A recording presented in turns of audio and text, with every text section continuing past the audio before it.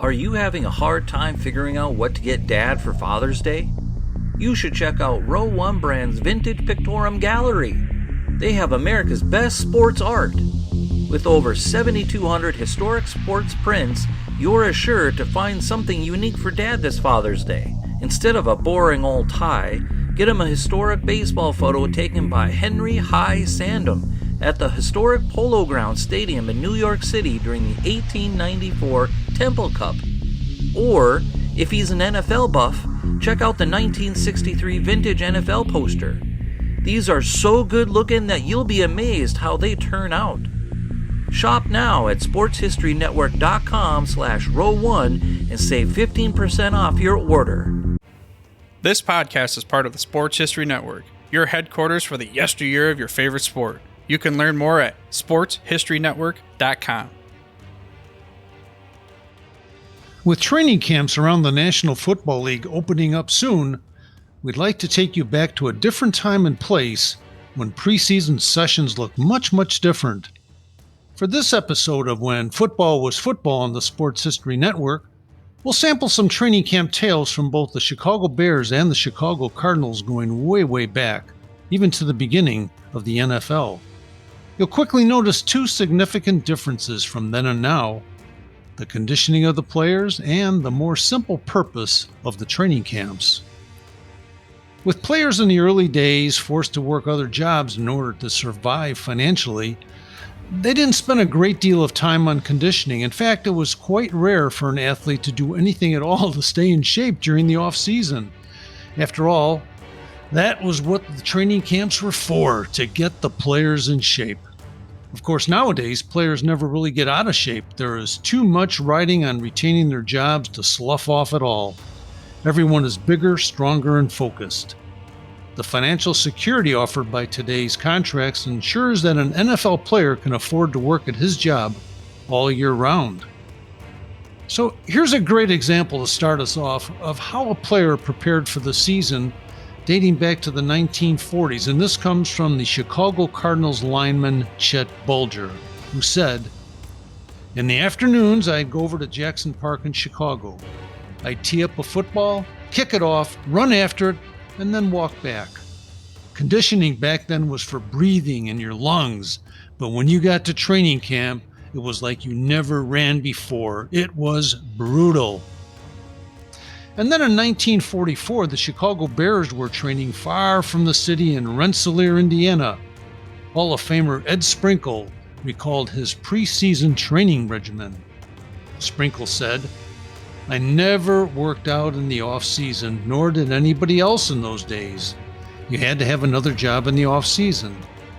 So for about the first 2 weeks of training camp, you'd be so stiff and sore you didn't want to do much of anything. We worked out twice a day. Actually, the first couple of days I felt great, but then the stiffness and soreness would set in, and it would be a real drag to get out there and go through all the misery. I think I would have loved the situation like the guys have it today, where you could work out and stay in shape for 12 months out of the year and make enough money so you didn't have to work in the off-season." Well, training camp was never easy for the players in the 1940s because, as we mentioned, few worked out in the off-season. Lineman Vince Benotis of the Cardinals said, "It wasn't in our regimen," that is, training. Players in the 1940s rarely lifted weights, and cardio monitoring and exercises were yet to be invented.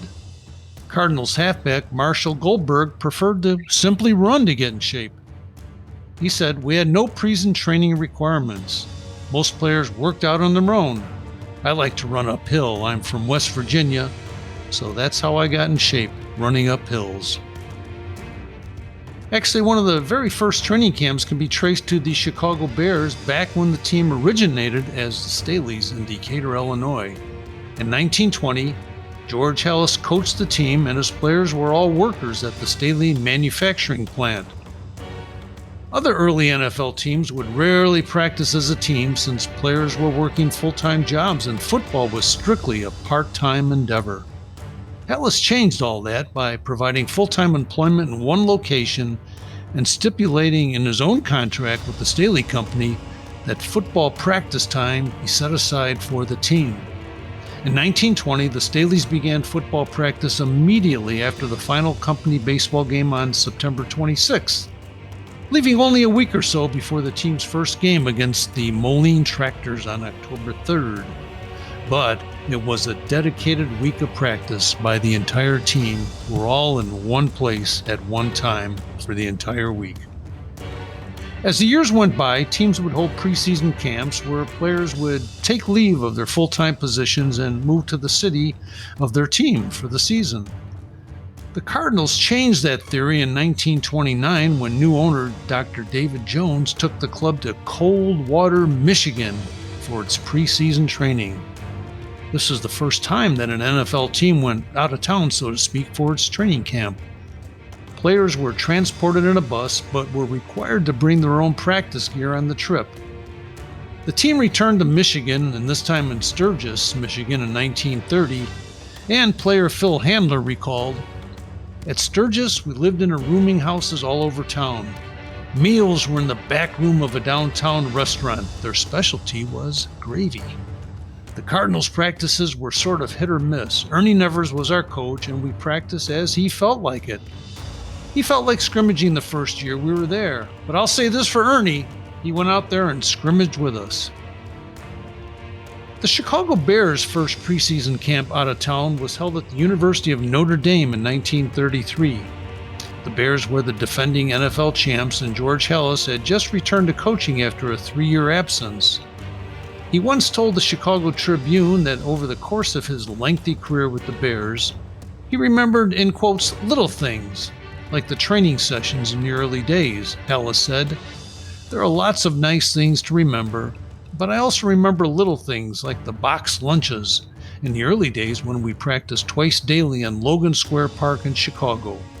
A milk wagon would come along and we'd buy milk for the players during practice, so we treated them very well." In 1940, the Cardinals trained at Morgan Park Military Academy on the south side of Chicago, a boarding school that was largely empty in the summer. The Cardinals used the facilities from August 18th through September 11th, 1940. And for the cost of just $2.50 per person per day, the Cardinals' entourage was provided with lodging, meals, and the use of the school's athletic fields. All-Pro halfback Marshall Goldberg remembered the dreary camp. He said, "We stayed at the school for 3 weeks, but it wasn't much of a camp compared to today. We had 1 trainer, 3 coaches, and not enough footballs to go around." Fullback Mario Tonelli added, "We worked out twice each day. We started at 9:30 or 10 in the morning and went until lunch. Then we came back out about 1 o'clock in the afternoon and practiced until 4 or 5 o'clock. After dinner, we had a pep talk from Coach Jimmy Councilman and then went over film or specific plays. At night, we were just plain tired to do anything." What the players did have, however, in 1940 was each other.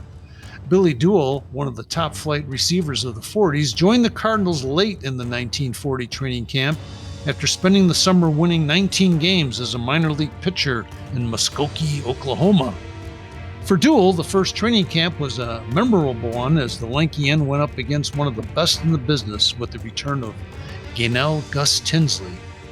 Duell said, "Gus took me under his wing and taught me more moves in 20 minutes that I continued to use for the rest of my time in football." Chet Bolger joined the Cardinals in 1942 and distinctly remembered his first training camp at Carroll College in Waukesha, Wisconsin. He said, "I remember the field at Carroll College because it was so hot because of the sun's reflection off the limestone around the field. They fed us very well and you could eat all you wanted. But then they started to run us and run us and run us. You learned not to eat too much at lunch. There was one lone tree beside the practice field and everyone used it for support and to throw up on it during practice. I checked on it the next year and it was about 20 feet higher." Bolger also had fond memories of Coach Councilman from those training camps, saying, "Jimmy was a game psychologist. He could get you so motivated, and he was such a character with his mane of white hair covered with dust from the chalkboard and his habit of continually smoking a cigarette. He wore those baggy pants and he kept the cigarettes deep down in the pockets. He'd search for the cigarettes, light one while continuing to talk, and then forget and put the pack down. That's when the leeches would take over. We didn't get paid in training camp, and we received just $2 per day in meal money, so that's why they were stealing councilmen's cigarettes during training camp. By 1946, the pieces were beginning to fall in place for the Cardinals in terms of a championship team, and they did win the league title a year later. Councilmen opened training camp in early August of 46, once again at Carroll College. The coach plotted a rigid training encampment with no thrills or luxuries to distract the players. He immediately installed curfew rules, with the day beginning promptly at 8 a.m. for breakfast. Football would then consume the day until lights were out at 11 o'clock p.m. Councilman's focus was clear. He had finally been given the players with the potential to contend in the National Football League. Councilman stated, "We drill twice a day, a total of 4 hours. And between and after practice, we have study periods and skull sessions where we study plays, make explanations, and work on assignments. I'm getting a tremendous thrill out of the way our men are working, and I know the rest of the staff is too." Let's switch over to the Bears. Don Kent was a halfback for the Bears from 1947 through 1955, and the team was still training in Rensselaer. Kent said, "I was at 9 summer training camps down at St. Joseph's College in Rensselaer. I spent so much time there that I thought I was going to be ordained as a priest. We're out in the middle of the cornfields, the middle of nowhere, but Coach Hallis, who was a very suspicious sort, always thought the Packers or the Cardinals or somebody had scouts out there in the cornfields spying on us. He'd have people combing the cornfields around the training camp, and Hallis would say something like, 'They're spying on us, I know it, so we're going to camouflage this play.'" Then there was a story about huge 6'8" defensive end Doug Atkins of the Bears.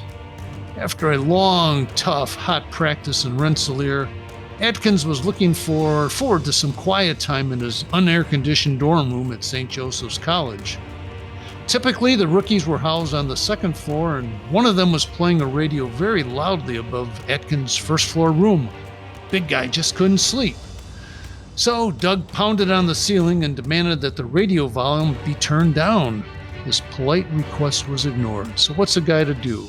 Atkins took out a gun and shot it through the ceiling, and the radio was never played again. Lineman George Connor described training camp in Indiana as follows. He said, "Rensselaer was the garden spot of America. There was one bowling alley and I think one saloon. Every once in a while we'd get out to the one golf course, and that was about it. There was no place else to go, nothing else to do except football." Quarterback Sid Luckman had a new convertible, and one day we decided to go out for a drive.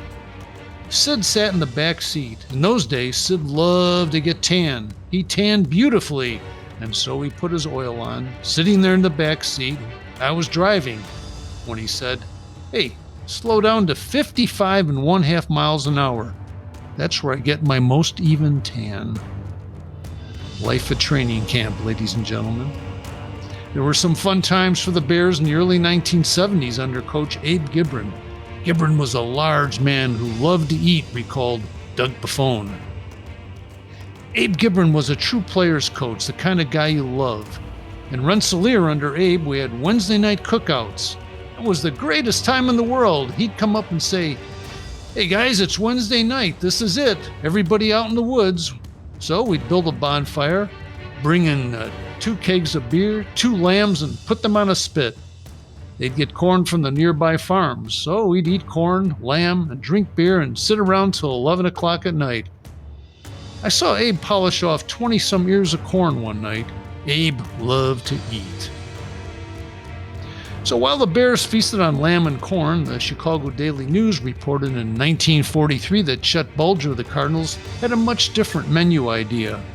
The newspaper reported, "As the drills were halted, Big Chet ambled off the green, calmly picked up 2 200-pound rookies under each arm, and announced loudly to the dining room staff, 'Okay, over there, here's that beef for our meal today.'" Well, thank you for joining us on our trip back to a time without air conditioning or Gatorade, back when football was football. Please join us for our next episode when we will explore the events behind the Chicago Bears participating in the very first college all-star football game in 1934. At the Sports History Network, we're all about sports yesteryear, and so we're pleased to introduce you to Row 1, an online memorabilia gallery and shop that brings sports history to life anywhere. The Row 1 gallery includes over 5,200 gorgeously reproduced prints of team posters, game program covers, game tickets, advertisements, and more in baseball, pro and college football, pro and college basketball, and more. And any gallery item may be printed in a variety of sizes on wood, metal, canvas, acrylic, or poster paper. And in the Row 1 shop, check out thousands of more unique items with retro and historical designs dating back to 1876, including t-shirts and long-sleeve shirts, phone cases and mugs, blankets and pillows, towels, and even shower curtains. Go to sportshistorynetwork.com/row1, that's ROW1, for access to the full Row 1 catalog for gallery prints and gift items. Plus, get a 15% discount off all prints on the Row 1 Pictorum Gallery with coupon code capital S, capital H, capital N, 15, SHN 15. So visit Row 1 at sportshistorynetwork.com/row1 now and be prepared to geek out at the vintage shop for sports history fans. This podcast is part of the Sports History Network, your headquarters for the yesteryear of your favorite sport. You can learn more at sportshistorynetwork.com.